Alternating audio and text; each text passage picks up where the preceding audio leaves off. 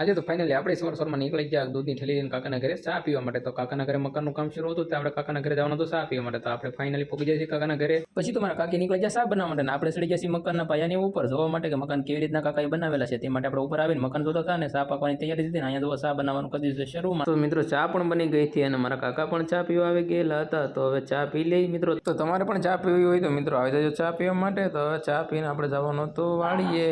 પછી તો આપણે નીકળી ગયા આપણી કાવાસકી લઈને વાડી તરફ. તો અમે તો કાકો દીકરો નીકળી ગયા વાડી તરફ સીધા.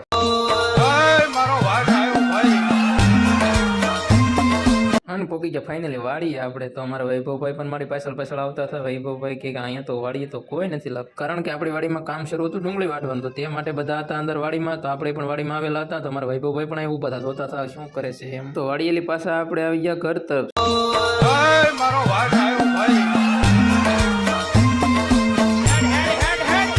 પછી તો આપણે વૈભવભાઈને ઘરે મૂકીને આપણે જવાનું હતું દુકાને, કારણ કે આપણે દુકાને થોડું કામ હતું એટલા માટે. તો દુકાને આવીને જોયું તો અમારા કાકાનું ટ્રેક્ટર થતું હતું અને પડી ગઈ સાંજ ને. તો અમારા અંગ્રેજ ભાઈ મળે છે પોસ્ટર અમારી દુકાનમાં. તો વિડીયો સારો લાગે તો વિડીયોને લાઈક, શેર ને સબસ્ક્રાઇબ કરતા જજો મિત્રો. તો બાય બાય.